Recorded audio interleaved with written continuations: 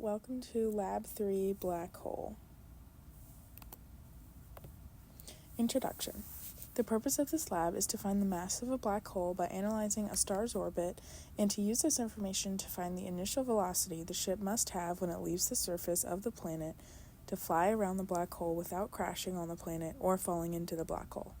That was part 1 and 2. The fundamental principles used are Newton's second law / the momentum principle, F net equals ma, and Newton's universal law of gravitation. Here are some main physics ideas.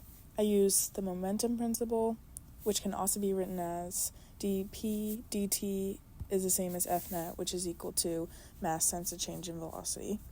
The force of gravity, which is the gravitational constant, big G, the mass of the star, the mass of the planet, and sometimes the black hole, over the radius squared.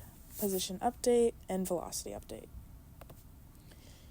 Here are some assumptions. We assume that the only forces acting on the star or the gravity of the black hole for part 1, and we assume the only forces acting on the ship are the gravity from the black hole and from the planet, the net force being the force of gravity total. The universal gravitation is not constant, so average velocity is equal to final velocity for small time steps.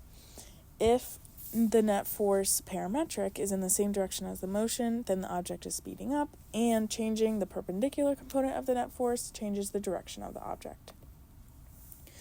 So, in GlowScript, here are the initial conditions for the code. We have the gravitational constant, we inputted the mass of the star from the given, and the time interval, I changed it to seconds, being 24 hours in a day times 60 minutes in an hour and 60 seconds in a minute.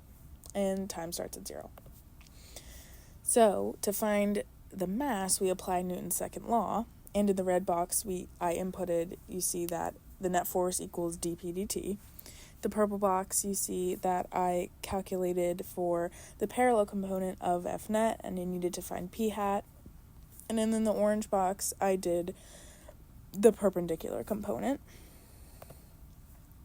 Now for the mass of the black hole, this is what it's going to print out when we actually simulate our code. It says print mass of black hole, and that equation is the gravitational force of gravity equation, but just solved for the mass. So here are the results for part 1. We found that the mass of the black hole is 1.73 times 10 to the 34 kilograms, and we also found the net force value, the magnitude of the parallel and perpendicular components. And in this equation, in this setup, we see that the system is a black hole and the surroundings is the star. So for the initial velocity of the spaceship, we inputted the mass of the black hole from our result from part 1, and pretty much everything else stays the same. And we see in this one, our system is a spaceship, and the surroundings is the planet and the black hole.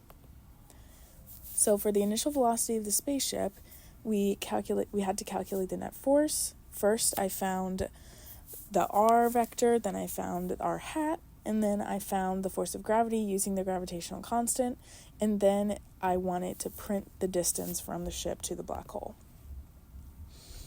And so for the planet velocity and position, we use the velocity update formula, and for the ship, we use the position update formula.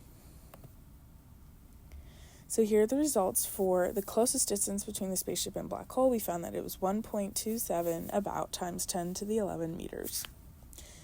And we had to guess and check for the speed at which it wouldn't crash into the black hole and staying away from the event horizon. I guessed and checked for that.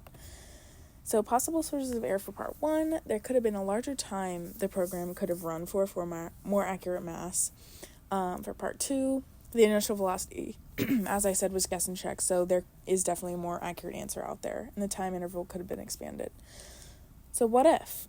The what if question is there, so I answered, in order to orbit, the ship would have to have a similar velocity to the planet, but the y component must be slightly larger, and the x component could be smaller and negative in order to avoid collision, and here are the values for the initial velocity. That was also, again, guess and check. So what does it mean? We found that the parallel component of the force is F parallel is net force parallel to the direction of motion. the magnitude of P dt plus P hat. The perpendicular is the net force perpendicular to the direction of motion.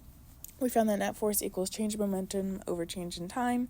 Mass times acceleration is the same as all the forces acting on the system.